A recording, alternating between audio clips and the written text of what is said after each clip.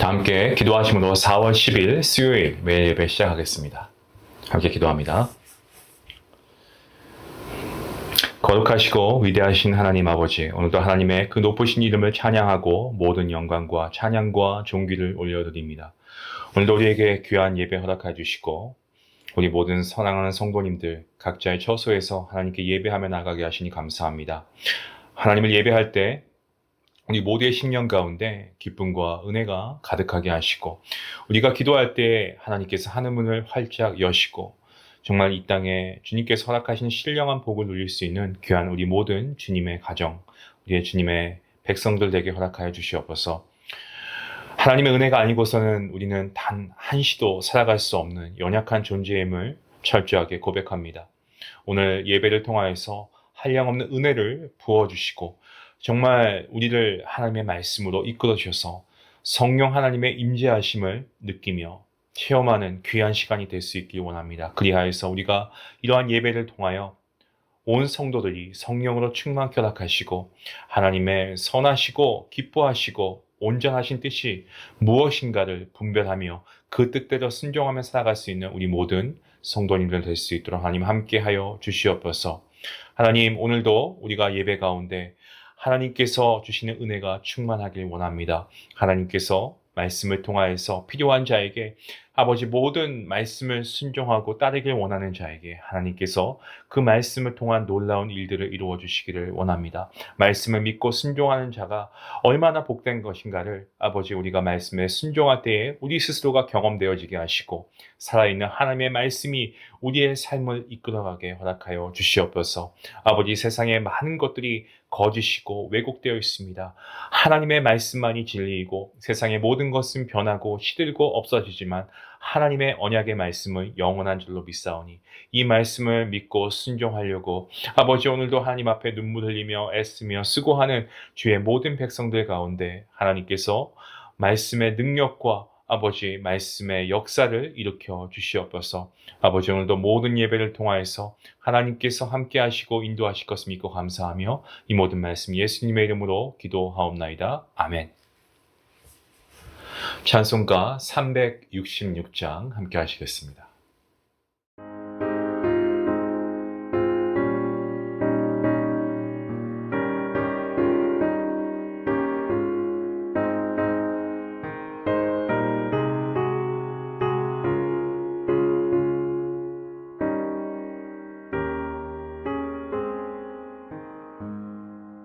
어두운 내 눈 밝히사 진리를 보게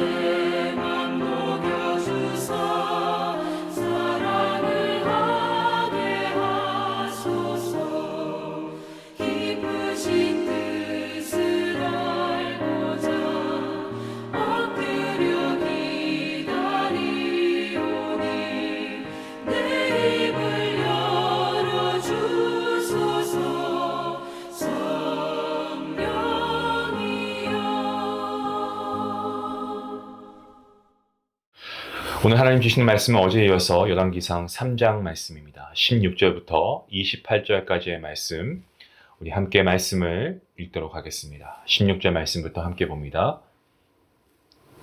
그때에 창기 두 여자가 왕에게 와서 그 앞에 서며 한 여자는 말하되 내 주여 나와 이 여자가 한 집에서 사는데 내가 그와 함께 집에 있으며 해산하였더니 내가 해산한 지 사흘 만에 이 여자도 해산하고 우리가 함께 있었고 우리 둘 외에는 집에 다른 사람이 없었나이다. 그런데 밤에 저 여자가 그의 아들 위에 누움으로 그의 아들이 죽으니 그가 밤중에 일어나서 이 여종네가 잠든 사이에 내 아들을 내 곁에서 가져다가 자기의 품에 누이고 자기의 죽은 아들을 내 품에 뉘었나이다.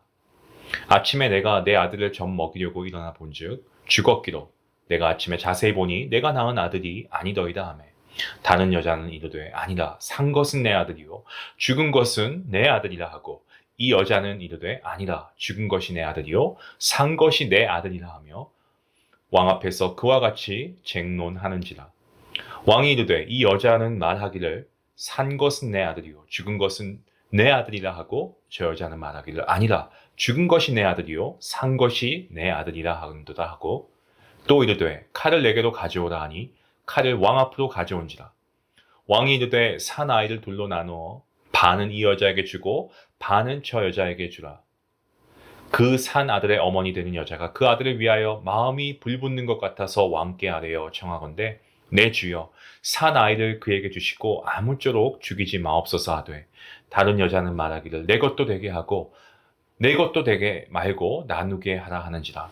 왕이 대답하여 이르되 산 아이를 저 여자에게 주고 결코 죽이지 말라.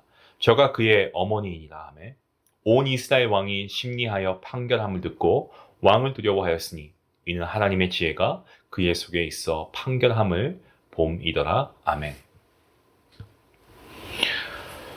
오늘 우리가 읽은 본문 말씀, 저는 아마 어렸을 때 주일학교 때 아마 성경 말씀 다 재밌었지만 모세 홍해를 가르는 그 사건과 더불어서 이 이야기를 참 좋아했던 것을 기억합니다. 아마 많은 분들께서 이 이야기는 아마도 여러분은 이미 다 알고 계시는 그러한 성경 속의 이야기인 줄로 압니다. 솔로몬 어떻습니까? 이스라엘의 3대 왕이죠. 그리고 그의 닉네임, 별명이 바로 지혜의 왕입니다. 솔로몬은 이 지혜를 하나님께로 받았죠. 우리가 어제 본문 말씀을 통해 살펴보았듯이 그는 지혜를 구한 것이 아니고 듣는 마음을 하나님께 구했습니다. 하나님께서는 그런 하나님의 음성을 듣기 원하는 솔로몬 왕에게 지혜라고 하는, 그리고 그가 사는 어간에 누릴 크나큰 부의 축복도 허락해 주셨습니다. 자, 오늘 말씀은 이 솔로몬의 지혜가 누가 옳은가 아닌가 이것을 분간하기 정말로 어려운 그러한 어떤 사건, 요즘으로 따지면 소송이겠죠. 이런 소송의 사건 가운데에서 그의 지혜가 어떻게 유감없이 발휘되고 있는가를 잘 보여주고 있는 내용입니다. 오늘 내용을 보시면 이렇게 시작합니다. 이 두 여인이 나오는데 함께 살고 있었습니다. 공교롭게도 3일 간격으로 각자 아들을 낳았습니다. 그러니까 아기들이 3일 차이니까 차이가 없죠. 근데 어느 날 한 여인이 자기 아들을 그만 자다가 그 아들 위에 누웠다라고 하는데, 그래서 그 아들이 죽었다라고 했잖아요. 압사되는 사건인 거죠. 그 여인은 자식을 잃을 수 없다라는 그런 강한 집념에 사로잡히게 되고, 그래서 함께 사는 여인의 아들과 자기의 죽은 아들을 몰래 바꿔치기를 합니다. 이 아들을 바꿔치기 당한 여인이 새벽에 일어나 보니까 기가 막힐 노릇이었습니다. 두 여인은 살아있는 아기가 서로 자기의 아이다 라고 주장하기 시작합니다. 하는 수 없이 두 여인은 솔로몬 왕을 찾아가서 사유를 말하고 지혜로운 판결을 요청했습니다. 이 두 여인들은 재판관이었던 솔로몬 앞에서도 논쟁을 하죠. 왕 앞이라고 해서 체면 차릴 게 아닙니다. 그도 그런 게 본인의 사랑하는 아기가 죽었으니까요. 서로 자기 아기가 맞습니다라고 계속 주장을 펼치고 있습니다. 전혀 그 주장을 굽히고 있지 않죠. 두 사람 모두 말입니다. 한번 우리가 말씀을 볼 때 한 번씩은 대입이라는 걸 해보면은 좀 그때의 상황이 더 우리가 좀 표면적으로 느껴질 때가 있는데요. 만일 저와 여러분이 그 당시에 재판관이라고 한다면 어떻게 처리했을 것 같습니까? 그야말로 아마 여간 난감하지 않았을까요? 이렇게 하지도 저렇게 하지도 할 수가 없으니까요. 여기에서 필요한 것은 지혜입니다. 그렇지 않겠습니까? 최근은 아니고요. 꽤 오래전 일로 기억합니다. 그런데 어느 날 한 초등학생 아이가 학교 등교하고 있었는데 갑자기 뒤에서 누가 다가오더니 이 아이를 갑자기 잡는 거예요. 아이는 놀랐겠죠. 근데 사람이 너무 놀라면은 뭐 비명을 지르거나 이러지는 못한다고 합니다. 오히려 너무 놀라면. 그래서 이 아이가 정말 그냥 눈사람처럼 딱 얼어버린 거예요. 그 속으로는 설마 누가 나를 납치하려고 하나? 이 겁이 난 거죠, 아이가. 근데 초등학생이 그렇지 않겠습니까? 그런데 그 사람은요, 이 아이를 한 손으로 붙잡고 다른 한 손으로 머리카락을 몇 개 뽑아가지고 그냥 이렇게 도망가는 거예요. 아이는 뭐 붕 뜨는 거죠. 멍하게 가슴을 쓸어내리고 다 집에 뛰어 들어왔습니다. 그리고 엄마에게 이 사실을 다 얘기하는 거죠. 엄마, 나 오늘 이런 일을 당했는데 이상한 아저씨가 내 머리카락을 뽑아갔어. 큰일 날 뻔했어. 뭐 이렇게 얘기하는 거예요. 근데 엄마가 반응할 것을 이 아이도 어느 정도 예상했겠죠. 어떤 반응을 할 것이다.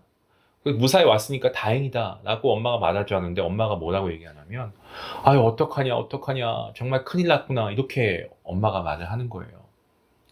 그러니까 이게 무슨 사연이냐면 그 아이는 어떤 유명 인사에 숨겨놓은 자식이었습니다. 이 아이를 갑자기 잡아서 이 머리카락을 뽑아간 이 범인은요, 이 아이가 친자가 맞는지 유전자 검사를 하기 위해서 이 머리카락을 뽑아간 겁니다. 엄청난 재산이 달린 그런 문제이기 때문에 벌어졌던 그러한 사건이었습니다. 실제로 예전에 있었던 일이었습니다. 이 아이가 과연 친자로 판정이 났는지 아닌지 제가 기억은 잘 나지 않습니다만은 요즘 이렇게 머리카락 하늘만 있으면 친자 확인 얼마든지 가능하죠. 만약 이런 놀라운 기술이 솔로몬 시대에, 지금 이 시대에도 있었다면 솔로몬의 명재판도 어쩌면 여기에 나오지 않았을 수도 있습니다. 성경에 기록되지 않았을 수도 있을 것 같아요. 하지만 그 시대에는 그런 기술이 없었습니다. 기껏해야 그냥 눈으로 봐서, 육안으로 봐서 이 아이가 누구 닮았나 하는 정도였습니다. 마치 그런 거 아닐까요? 교회에 어떤 어린아이를 보고 넌 참 아빠 닮았구나, 아니면 엄마 닮았구나 뭐 하면, 그죠? 그 아이도 뭐 좋아하지 않습니까? 자기 엄마 아빠 닮았다고 하니까. 근데 간혹 어떤 아이들 같은 경우는 아빠 쪽도 아니고 엄마 쪽도 아니고 양쪽 다 별로 닮지 않은 아이가 또 있습니다. 이럴 때는 좀 지혜롭게 말을 해야 돼요. 뭐 할아버지 닮은 것 같다, 할머니 닮았다, 뭐 이렇게 말을 하기도 하는데요. 뭐 그도 아니면 뭐 삼촌 닮았다, 뭐 이렇게 하면 되고요. 근데 정말 이쪽도 저쪽도 전혀 닮지 않은 경우도 있습니다. 누굴 닮은 것만 가지고는 판단하기 쉽지 않다는 말씀인데요. 자, 오늘 본문 돌아가서 솔로몬이 판결 내리는 게 참 어려웠을 거예요.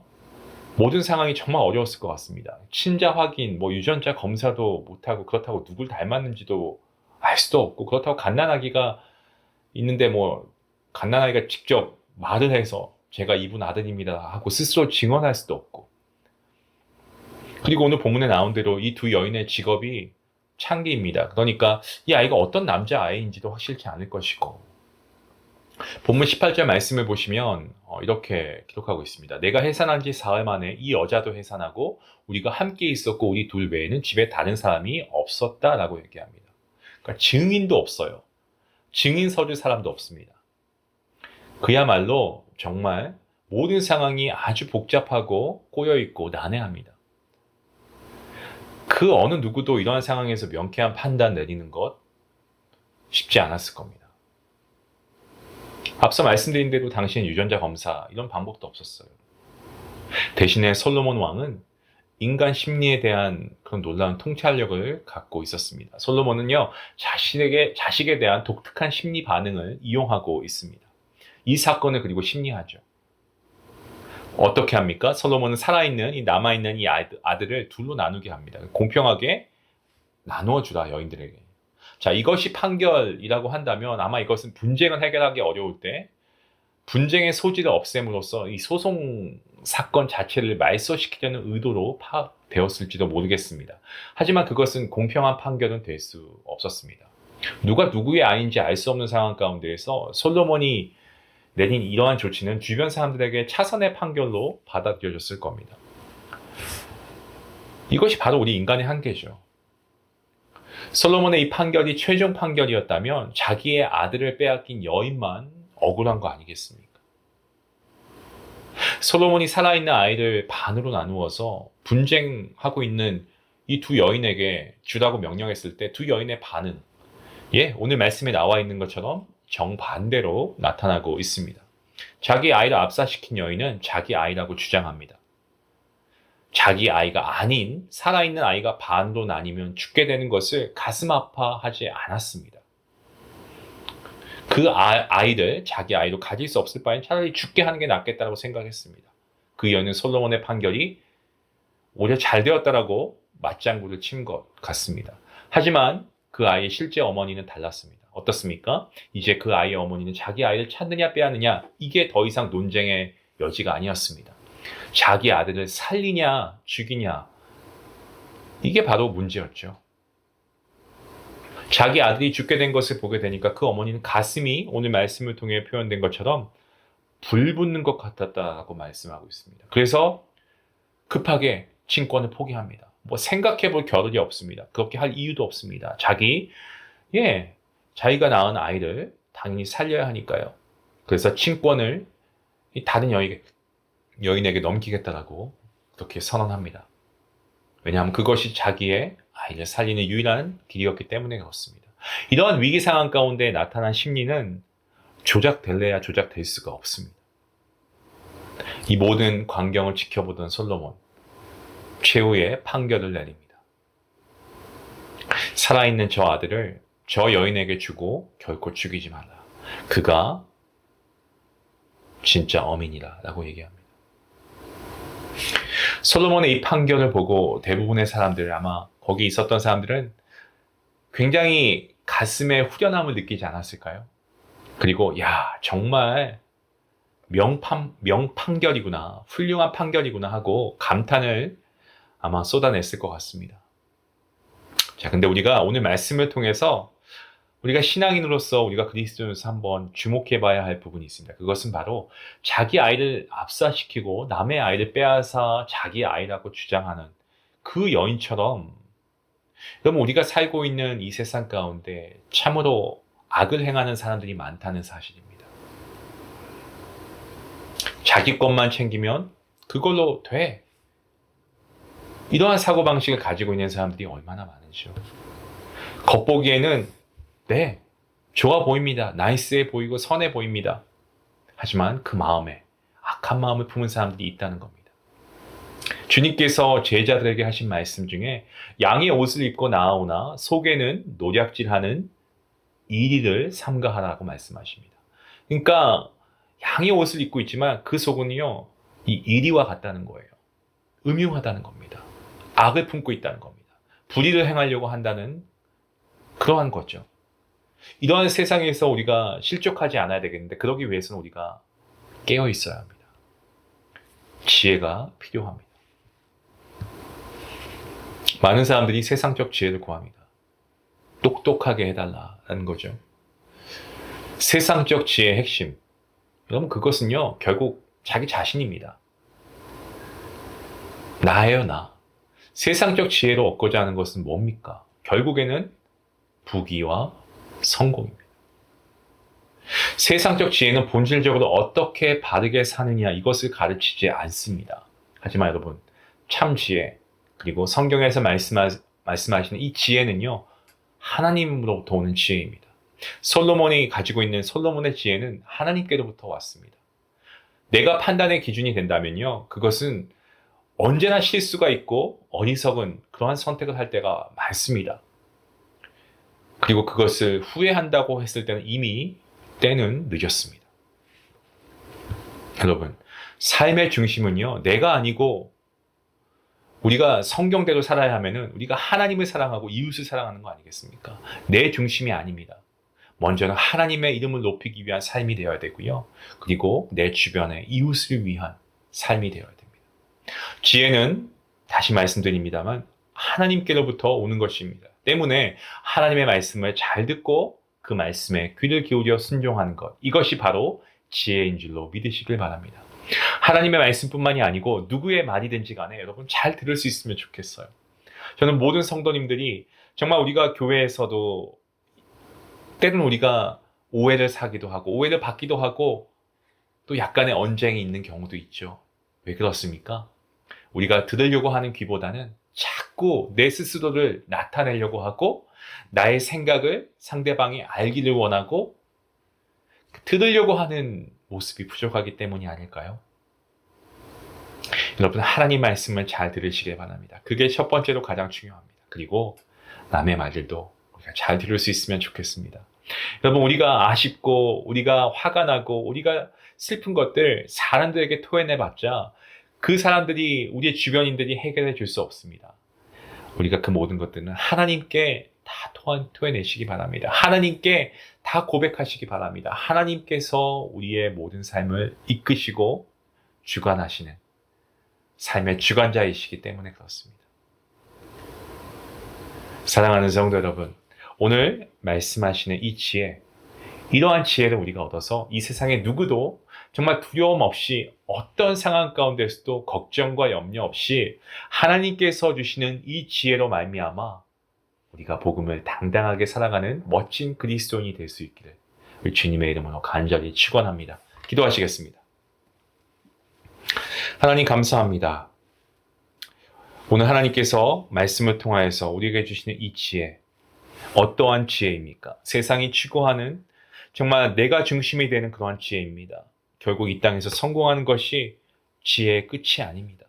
우리는 이 땅에 허물어져 가고 없어질 것을 추구하기 위해 살아가는 존재가 아니고 영원한 것을 우리가 소망하며 우리가 그 믿음을 가지고 살아가는 그리스도인입니다. 하나님, 하나님의 은혜로 구원받은 주님의 백성들, 주님의 자녀들, 오늘 우리가 이 말씀을 통하여서 하나님께로부터 오늘 참된 지혜를 구할 수 있기를 원합니다. 세상사가 힘듭니다. 모두가 어렵고 상대적인 박탈감과 또한 빈곤함에 빠질 수가 있습니다. 하지만 하나님은 우리가 바라보게 하시고 하나님의 것을 생각하며 늘 감사한 삶을 이어갈 수 있게 하나님 우리의 믿음을 붙잡아 주시옵소서. 그리고 무엇보다 하나님의 말씀 가운데 늘 동행하며 순종하는 지혜로운 삶을 살아가는 우리 모든 성도님들 될 수 있도록 하나님 은혜 베풀어 주시옵소서. 감사하며 예수님의 이름으로 기도하옵나이다. 아멘. 오늘 말씀 참 도전이 되는 말씀이죠. 우리가 알고 있는 말씀입니다. 하지만 우리가 정말 이렇게 살아가는 것은 쉽지 않습니다. 우리가 지혜로운 삶을 살아가길 원하고요. 오늘 이 하루 하나님께서 우리에게 허락하신 복된 날입니다. 하나님이 원하시고 정말 내 주변의 사람들이 나의 이웃이 필요로 하는 복된 삶을 살아 정말 하나님을 기쁘시게 하고 이웃을 살릴 수 있는 그러한 여러분의 모습이 될 수 있길 원합니다. 그 지혜자의 삶을 살아갈 수 있게 해달라고 우리 같이 함께 기도하시겠습니다. 기도합니다.